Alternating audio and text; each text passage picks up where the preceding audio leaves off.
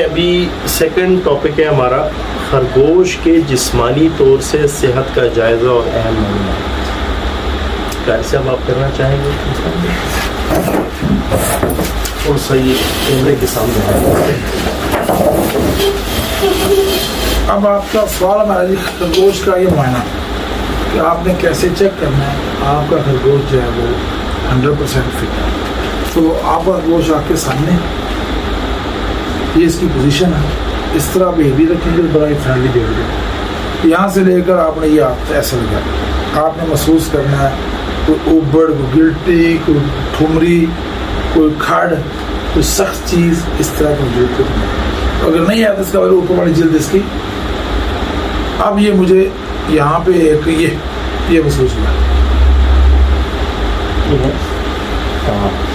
ये महसूस हो गया। अब ये कटका भी हो सकता है, ये चर्बी वाला भी फाइबर भी हो सकता है, ये कुछ भी हो सकता है। ये समझ में आ गया, इसको हम चेक कर सकते हैं और इसको नजर कर सकते हैं रैपिड फिट है।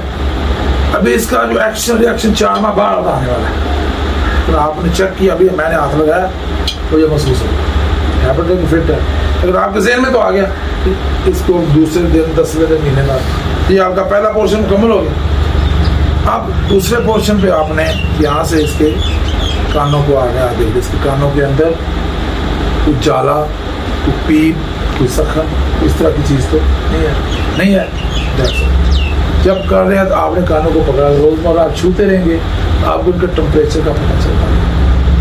अगर ये आम टेम्परेचर से कान इसके ज़्यादा थोड़ी सी गर्म है, इट मीन्स इसके अंदर इन्फेक्शन है, किसी ना किसी जगह पे इसके अंदर इन्फेक्शन है, आपने उसके ढूंढ के उसको अलाइ करना। अगर कान इसके ठंडे हो रहे हैं, इट मीन्स कि ये इसके पेट में बीमारी आ चुकी है। ये 1 घंटे बाद उसको शो करे, 2 दिन बाद शो करे, 10 दिन बाद शो करे, तो ये आपके कान इसको आपको उसका बता देंगे। इसी तरह जब आप यहाँ से चेक करेंगे तो आपको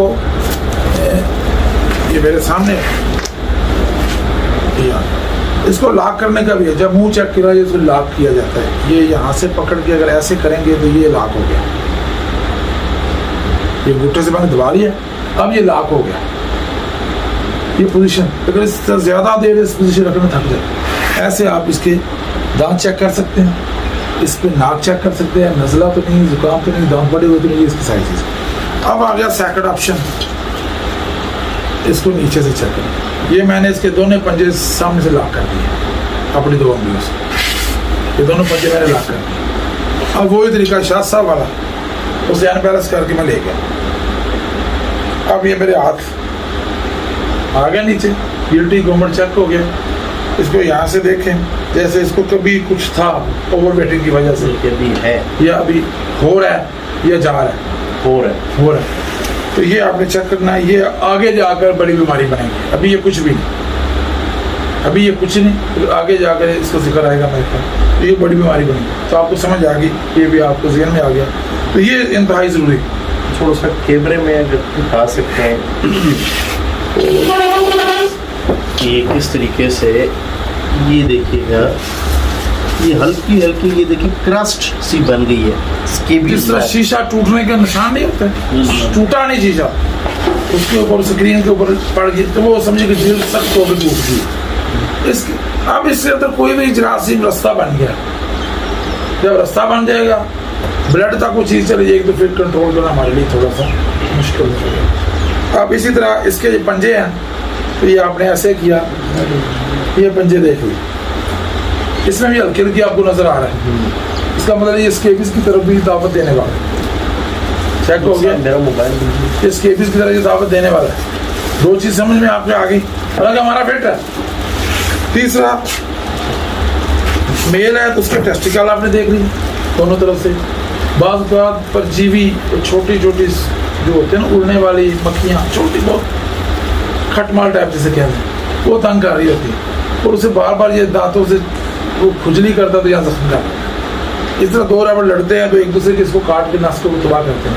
इस तरह यहाँ फीमेलों को वजाना में अगर कोई प्रॉब्लम है वो भी आपको नजर आ जाएगी, अगर वो हीट पे है तो आपको नजर आ जाएगी। तो ये इस तरह आपका रैपिड मोटा मोटा सारे का सारा ये आपको चेक हो गया, नॉर्मली चेक हो किसी लैब की किसी बड़ी चीज़। जब आपको समय में कुछ चीज़ें आ रही हैं फिर उसके साथ related second phase, third phase कुछ चीज़ें आती हैं। फिर जैसे अभी ये आपको चेक हो गया, आप सेकंड फेज इसको और कर लें, इसको आपने कैसे ट्रीट करना है। इस तरह स्केबिस का मामूली सा महसूस हुआ तो आप इसके लिए आइवरमेक्टिन लगा के आपका सेकंड फेज भी क्लियर हो गया। साथ आपके जहन में शऊर में आना कि इसको हमें बार बार देखना कि हमने इसको भी अंडर ट्रीटमेंट रखा हो। तो इस तरह आप आने वाले 3 महीने बाद जो इसने रिएक्शन देना है वो बड़ा शदीद देना है। अभी कुछ भी नहीं है, 3 माह बाद ये यकीनन से कुछ होगा, लेकिन उस वक्त बहुत देर भी हो चुकी होगी। हर वक्त हमसे भी हर बीमारी हर वक्त कवर नहीं होती। बाज़ का मामूली सी चीज़ भी बड़ी हो जाती है और बाज़ हम खुद भी समझ जाते हैं कि पता नहीं इसने बचना है या नहीं बचना, लेकिन अल्लाह का ऐसा सिस्टम चलता है कि वो रिकवरी में आ जाता है। तो ये था जी मोटा मोटा। मजीद आपने गैस की प्रॉब्लम हो गई तो उसके क्या साइंस गैस का उसमें यह था जी, जब कान ठंडे होंगे तो 2 चीज़ें हैं, या डायरिया की दावत आ रही या पेट में गैस आ रही, ज़्यादा चांसेस गैस की। उसके साथ जो तीसरी निशानी देखनी वो है कि मेमनी का साइज अगर छोटा हो गया तो यकीनन ये कब्ज और गैस की तरफ जा रहे हैं। आप वक्त से पहले बजाय इसके कि पेट भूले फौरी उसका हल कर। उसके बाद रैबर के कान ठंडे हैं, ये जगह इसकी फूल जाएंगी, पेट से थोड़ा सा बड़ा बड़ा नजर आएगा। जब आप इसको ऐसे उठाएंगे तो बाद गुड़ गुड़ की आवाज़ आएगी, जैसे हुक्के की आवाज़ आती है ना, गुड़ गुड़ की आवाज़ आप अपने अंदर महसूस के बाद हम भी पानी शानी रमजान शरीफ में पीते हैं तो हमारे पानी की हमें आवाज़ आती है, सेम वही आवाज़ आती है। मजीद इसको चेक करना होता है तो फिर एक और तरीका वो हमारा आसान है, क़राअत वाला, हम ऐसे भी कर देते हैं।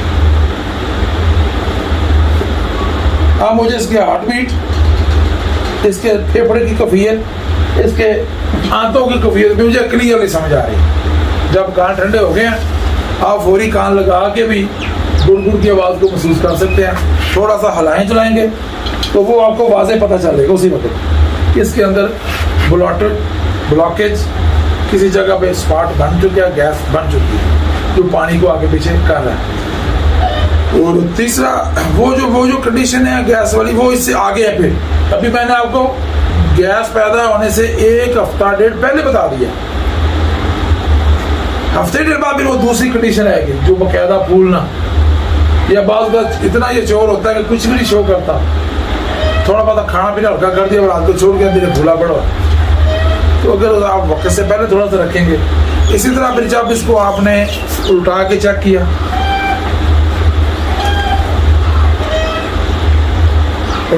किया, अगर इसकी पिछली टांगे गीली हैं यूरिन से, बड़ी बीमारी का पता है, इसका मतलब इसके जो पेशाब है वो डिसऑर्डर हो रहा है। इस तरह अगर हल्के हल्के यहाँ पे आपको छीछड़े नजर आए, मैंगनी सालम कर रहे हैं, हल्के हल्के छीछड़े नजर आ रहे हैं, जिस तरह नज़ला होता है, जिसे आंतों का नज़ला भी हम कहते हैं, आप मरोड़ भी कहते हैं, वो निशानी है गर्मी की। आगे 2 और बीमारियाँ उसके आगे वो आगे बताएंगे, फिर उस वक्त भी आप उसके ऊपर थोड़ा सा तवज्जो करके तो इसको आप अपने रैपर को आने वाले वक्तों से पहले करेंगे। ये सारी इब्तदाई स्टेज है और सबसे बेस्ट भी यही है कि जो इब्तदा पे सिरा पकड़ लेता है उसे इंतहा पे जाने की जरूरत नहीं होती। और इंतहा अल्लाह किसी को ना देखे, किसी की भी इंतहा देखनी भी नहीं चाहिए, अल्लाह किसी को इंतहा ना देखे, इंतहा खतरा उससे बनाई मांगनी चाहिए। अल्लाह ताला सबको अपने मजीद इसके ऊपर सब कुछ चीज़ क्या भी कंटिन्यू रखे हैं। जिस तरह अभी स्केबीज हैं तो पहले ही वो लेके आए हैं आइवरमेक्टिन। हाँ, स्केबीज के लिए हिफ्ज़े मा तक़द्दम भी यही है हमारे पास और इस वक्त इलाज भी यही है। तो जब आप स्केबीज देख रहे हैं आपको 2 चीज़ें होती हैं, एक तो यह कि आप अपने फार्म में स्पेशली ये जो जून के बाद महीना आता है 1 जुलाई से 5 जुलाई तक लाजम आइवरमेक्टिन लगा दें, क्योंकि अगले 3 महीने आपने नमी के माहौल में गुजारने हैं, नमदार माहौल में आपने 3 महीने गुजारने हैं। जब इंतहाई नमी का स्टैंडर्ड 50 से ऊपर होगा तो फंगल बीमारियां बहुत जल्दी फैलती हैं। तो फंगल बीमारी का जो पहला निशाना है वो जल्दी होता है। उसके लिए फिर हमारे पास आइवरमेक्टिन है और साइक्लोसिलिक सिरका है। तो इसको आप 1 जुलाई से ही अगर इसको लगा दें तो 3 माह तक आपको ये आपके रैबिट को फंगल से बचा कर, और उन 3 माह में हर मंथ 1 दफ़ा सिर्फ 20 लीटर पानी में आधा पाव सिरका 200 ग्राम 250 ग्राम सिरका डाल के स्प्रे कर दें। और जो सिरके का स्प्रे चाहे इनके पाँव के ऊपर, जिस्म के ऊपर भी कर दें, नुकसान नहीं होगा। तो आप बहुत सारी फंगल बीमारियों का आपने काला कमा कर दिया।